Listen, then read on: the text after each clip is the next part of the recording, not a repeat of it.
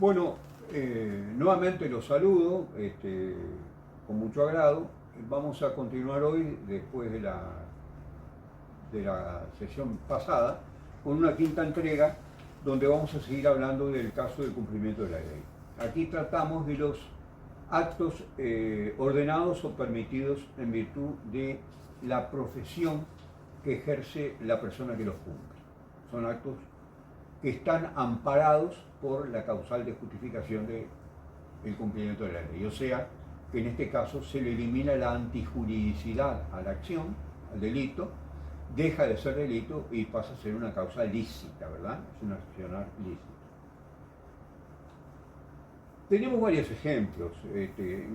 Yo diría que hay muchísimos casos donde se pueden ver estos.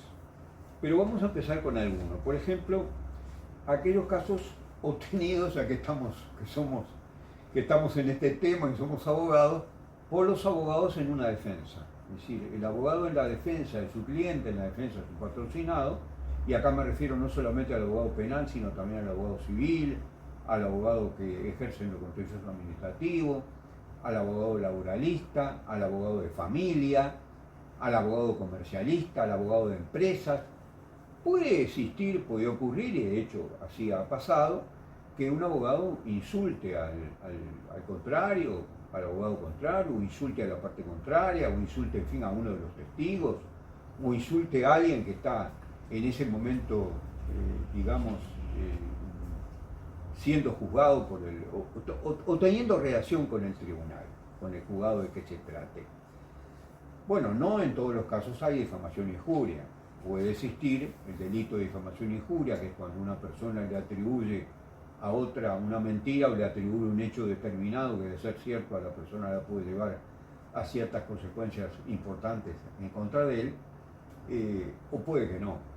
Es decir, cuando el abogado ejerce su función y lo hace en forma razonable, sin herir, digamos, lo que es el honor de la otra persona, entonces no habrá delito de difamación e injuria. En general, muchas veces, se ha visto, por ejemplo, en algunos casos de la parte penal, cuando hay varios defensores, porque son varios los imputados, son varias las personas que están siendo juzgados por la supuesta comisión de un ilícito, cada uno tiene su abogado, y de pronto un abogado le echa la culpa a la otra persona, es decir, al cliente de otro abogado, no al mismo, para salvar al de él, está diciendo que el delito lo cometió otra persona.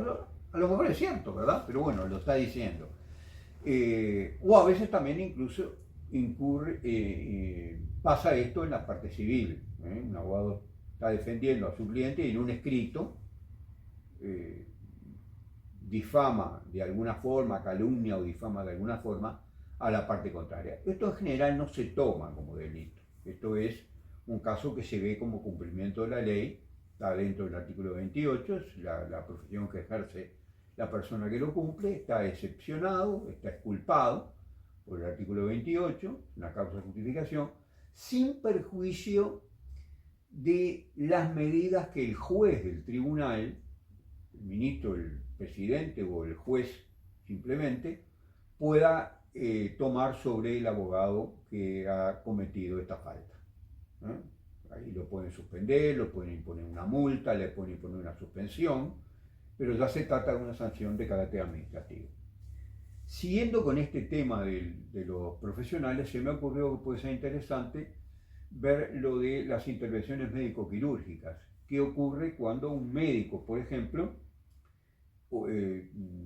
comete una lesión de un órgano a una persona, un cirujano que lo está operando quirúrgicamente para poderle salvar la vida, y bueno, y tiene que cortar una parte del cuerpo, tiene que dejar al individuo sin un dedo, o sin varios dedos, o sin una mano, sin un brazo, sin una pierna. Bueno, esto evidentemente está previsto, está contenido dentro del artículo 28 del Código Penal.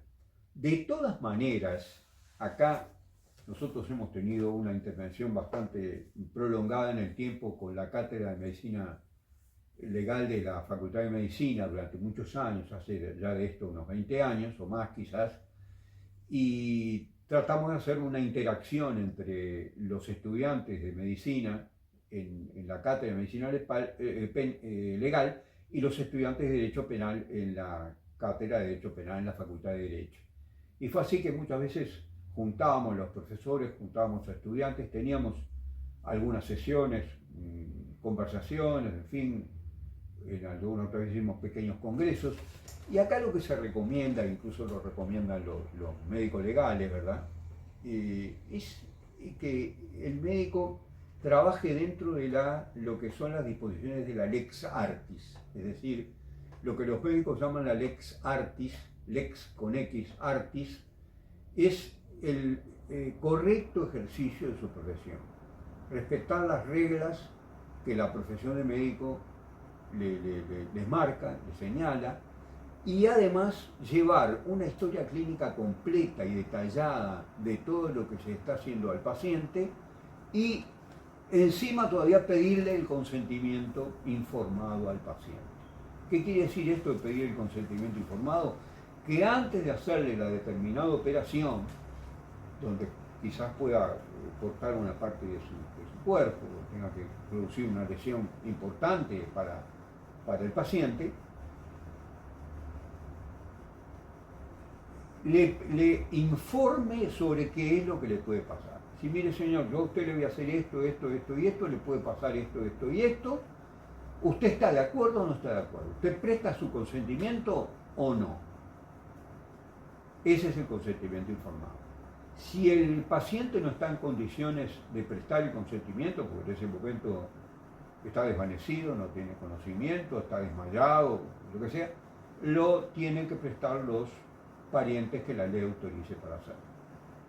De manera que eso es lo que se aconseja cuando se está hablando de las lesiones producidas por las intervenciones médico-quirúrgicas. Desde luego que existen casos, por ejemplo, casos de estética, operaciones de estética, operaciones de cambio de sexo, operaciones, en fin, muy complicadas, que en este caso, en realidad, no se tratan de situaciones necesarias. El cambio de estética de una persona, de la cirugía estética de una persona, es decir, cuando se le va a cambiar la cara o se le va a cambiar una parte del cuerpo, en realidad no son situaciones que la ley prevea como integrantes del artículo 28, pero de todas maneras, en general son casos donde hay consentimiento y consentimiento informado por parte del paciente, así que son casos que se resuelven también por, digamos, con la aplicación del artículo 28. Bueno, muy bien, quedamos entonces con una parte de la causa de cumplimiento de la ley expuesta, nos faltan todavía algunas más, es una causa de justificación que se puede desarrollar con bastantes temas, como les dije hoy, y bueno, si ustedes están de acuerdo y nosotros podemos, lo vamos a hacer con mucho gusto, volveremos en una próxima entrega. Muchas gracias. Hasta pronto.